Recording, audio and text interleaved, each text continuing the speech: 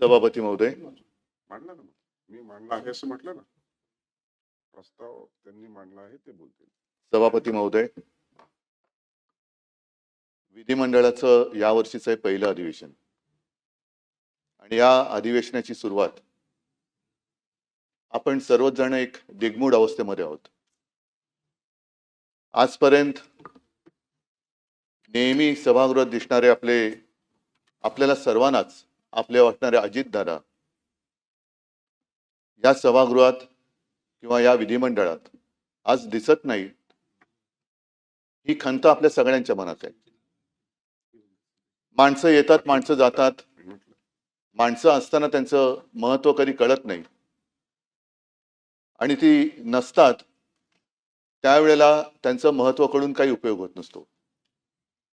अनेक जण अशी असतात की जी जवळ असताना कळत नाहीत, पण काही जण अशी असतात की जी जवळ आल्यानंतर आपल्याला व्यवस्थित कळतात.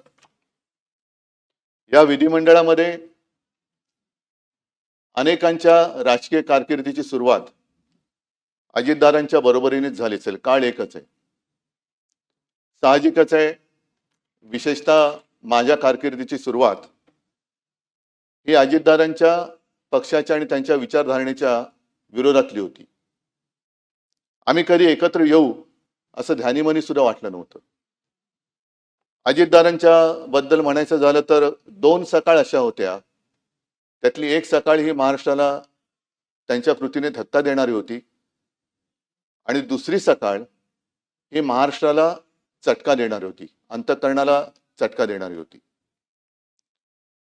आम्ही कधी एकत्र येऊ असं आम्हाला वाटलं नव्हतं. हे जे मी आपल्याला सांगितलं त्यावेळेला साहजिकच आहे, दोन्ही पक्ष हे राजकीयदृष्ट्या एकमेकाच्या विरोधात होते.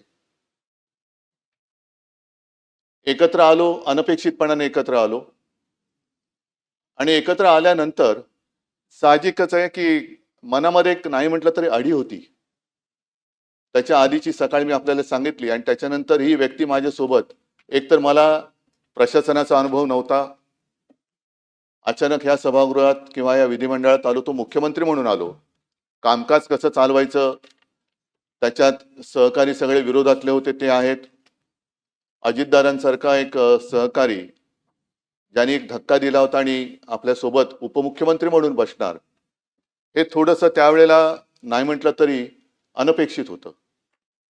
पण जसजसं कामकाज सुरू झालं तेव्हा मला कळलं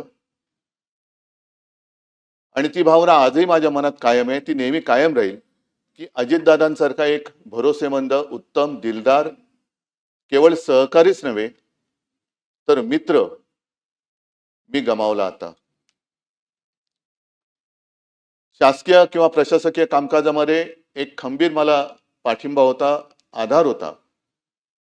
कोणतीही गोष्ट काही एखादी कळली नाही तर अजितदादांबरोबर मी बोलायचो आणि एवढा विषयाचा सखोल अभ्यास करणारा सहकारी किंवा लोकप्रतिनिधी अभावानेच आढळेल आज सुद्धा.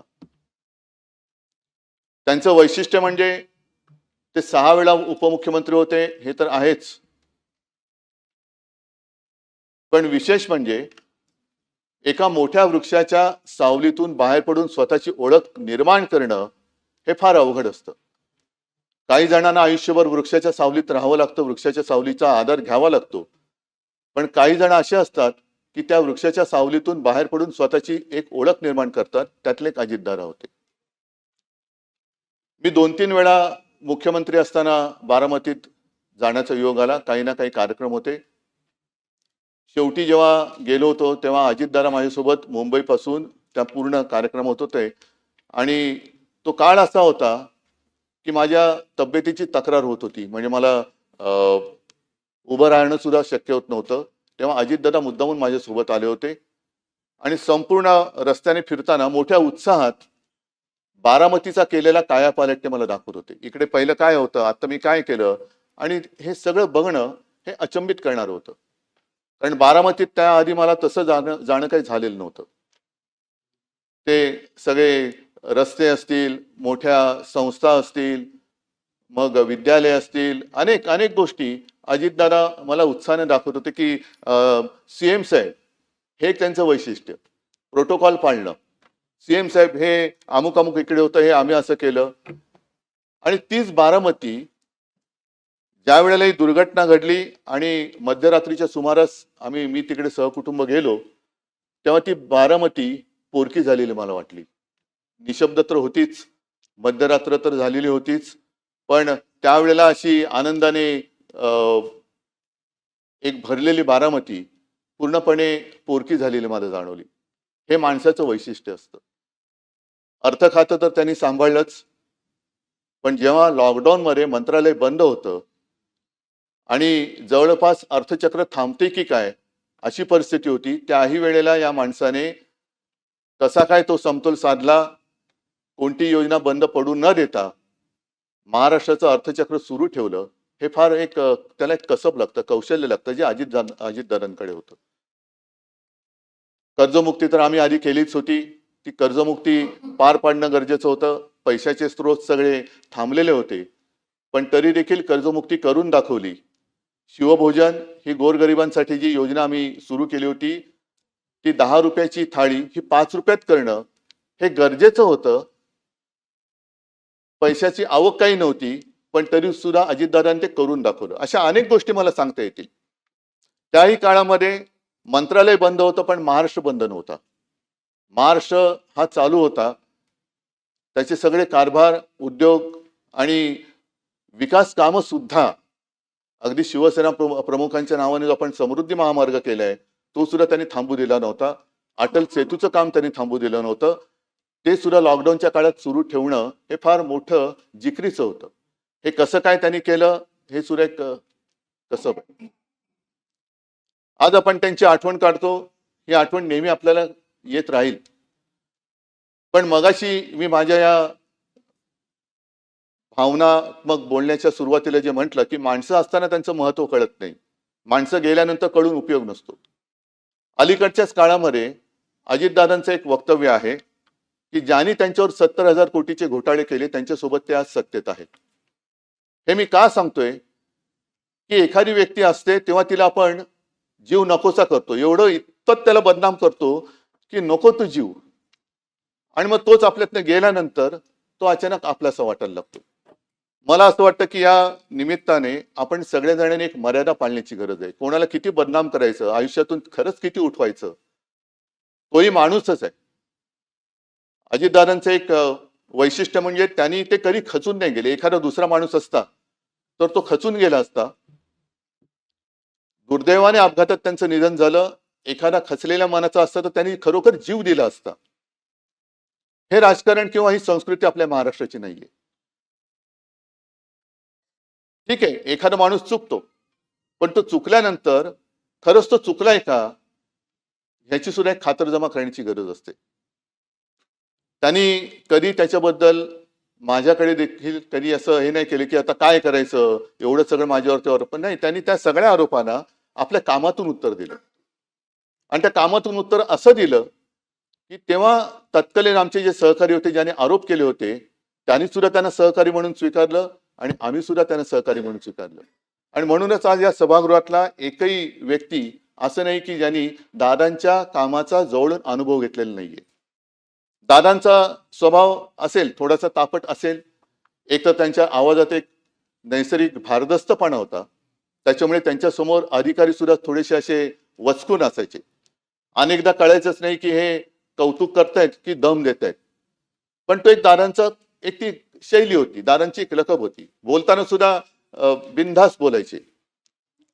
अनेकदा त्यांच्या वक्तव्याने त्यांना अडचणीत आणले, हे सुद्धा आपण पाहिलेलं आहे. पण बोलायचं तर बोलायचं, काही काम एखादं करायचं तर बेधडकपणाने करायचं, बेलाशकपणाने करायचं. याचं कारण त्यांच्या मनात कुठे पाप नसायचं. एकदा का मनात पाप नसेल तर आपण केलेल्या कृतीबद्दल पश्चाताप होण्याची भावना त्या व्यक्तीच्या मनात येऊ शकत नाही. आणि दादा मला असं वाटतं त्या व्यक्तीच्या वर्गवारीत येत होते. एकतर त्यांनी, मी तुम्हाला सांगितलं की अत्यंत अडचणीच्या वेळेला महाराष्ट्राचं अर्थखातं सांभाळलं. एक मला कशाचाही अनुभव नसताना माझ्या मंत्रिमंडळात एक उत्तम भरोसेमंद सहकारी म्हणून त्यांनी काम केलं. वेळ म्हणजे कदाचित घड्याळ आणि वेळ म्हणूनच त्यांची ती निशाणी होती की काय कळत नाही. कारण दारा 11 वाजता येणार म्हणजे 11 वाजता बरोबर त्यांची गाडी दारात उभी असलीच पाहिजे. बरं, आल्यानंतर विषय घेऊन यायचे. ते विषय झाल्यानंतर फाफट पसारा जास्त न करता काम झालं का बरं सीएम साहेब मी निघतो. मंत्रिमंडळात सुद्धा मी प्रत्येक वेळेला बघितलेलं आहे, कागदं असतात पसरलेली, पण दादांच्या समोरचं टेबल हे व्यवस्थित सगळ्या गोष्टी काटकोनात असायच्या. त्यांचं पेन असेल, त्यांचे कागद असतील, हे काटकोनात असायचे. आणि हे मी का सांगतोय आवर्जून, कारण ही सवय शिवसेना प्रमुखांना सुद्धा होती. आणि त्यांच्याबद्दल म्हणजे शिवसेना प्रमुखांबद्दल प्रमोद नवलकर जे बोलले होते ते मला या निमित्ताने आठवते की माणूस कसा शिस्तीचा असतो. तर म्हणजे तुम्हाला असं वाटेल की विषय काय आणि हे बोलतायत काय, पण काटकोनामध्ये सगळ्या गोष्टी असणं, सगळ्या गोष्टी स्वच्छ पाहिजे. एखादी गोष्ट जरा तिरकी तारपी असली का ते व्यवस्थित लावली गेली पाहिजे. ही एकदा शिस्त लागली का मग कारभार सुद्धा त्या शिस्तीने केला जातो. आपण जर का सगळं काही पसरलेलं आहे, मग कुठला कागद कुठे गेलेला आहे, कशाचा कशाला पायपोस कोणामध्ये नाही, तर कामकाज सुद्धा तसं होऊ शकत नाही. आज आपण सगळेच जण एका अशा दुःखात आहोत की सगळ्यांनाच असं वाटतंय की आपल्या जवळचं कोणतरी गेलेलं आहे. ही भावना फार थोड्या व्यक्तींच्या बद्दल आपल्या सगळ्यांच्या मनात निर्माण होते. मी तर माझा एक चांगला मित्र गमावला हे तर माझं दुःख आहेच, पण त्याचबरोबरीने महाराष्ट्राने एक उमदं नेतृत्व गमावलंय, हे महाराष्ट्राचं फार मोठं नुकसान आहे. आणि असं का होतं कोणास ठाऊक. गेल्या काही वर्षांमध्ये ज्यांच्याकडनं काही अपेक्षा महाराष्ट्राने केल्या होत्या, मग ते प्रमोद महाजन असतील, गोपीनाथ मुंडे असतील, अगदी आर आबा असतील आणि आता अजितदादा असतील, की काही करण्याच्या एका पातळीपर्यंत ते जातात काय, महाराष्ट्र त्यांच्याकडनं अपेक्षा करतो काय आणि अचानक ते आपल्यातून निघून जातात काय. हे दुर्दैव आहे, हे महाराष्ट्राचं दुर्दैव आहे. हे नुकसान, हा दुःखाचा डोंगर केवळ पवार कुटुंबियांवरती नाही तर महाराष्ट्रावरती कोसळलेला आहे. आज त्यांच्या बरोबरीने इतर सुद्धा जे आपले सदस्य होते विधान परिषदेचे, त्या सर्वांचा उल्लेख ह्याच्यामध्ये आहेच. स्वरूपसिंग नाईक आहेत, अशोक मोडक सर, त्याच्यानंतर गंगाधर पटणे, नीला देसाई तर आमच्या पक्षाच्या सदस्य होत्या.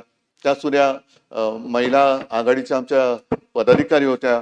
एक धडपड करणारी माणसं, आपल्याला मिळालेल्या संधीचं सोनं करणारी माणसं, आणि ही अशी माणसं आपल्यातनं अचानकपणाने निघून जातात. त्याच्याबद्दल आज तरी आपल्याकडे दुःख व्यक्त करण्याखेरीज काहीच नाहीये. पण या निमित्ताने मी पुन्हा एकदा आपल्याला सगळ्यांना विनंती करेन की जेव्हा माणसं असतात तेव्हा त्यांच्याशी आपण त्यांचं महत्त्व कळून घेऊन त्यांच्या गुणाचा वापर जर का राज्यासाठी केला गेला तर केवळ आपलंच नव्हे तर महाराष्ट्राचं भलं झाल्याशिवाय राहणार नाही. असो, आज मला तरी असं कधी वाटलं नव्हतं की अजितदादांबद्दल असा प्रस्ताव येईल आणि त्याच्यावरती आपल्याला बोलावं लागेल, हे मनात कधीच आलेलं नव्हतं. अचानकपणाने ही वेळ आपल्यावरती ओढवलेली आहे. मी अत्यंत भारावलेले आणि जड अंतःकरणाने अजितदादांना श्रद्धांजली हा शब्द मला वापरावा लागतोय, ह्याचं खूप मनामध्ये दुःख आहे. कारण अशी माणसं ही पुन्हा पुन्हा होत नाहीत, असे मित्र असे सहकारी हे पुन्हा पुन्हा मिळत नाहीत. मी या सर्वांना माझ्यातर्फे, माझ्या कुटुंबियांतर्फे आणि माझ्या पक्षातर्फे भावपूर्ण श्रद्धांजली वाहतो. आणि पुढचं वाक्य खरंच बोलणं फार अवघड आहे, पण त्यांच्या आत्म्यास शांती लाभो हीच माझी प्रार्थना.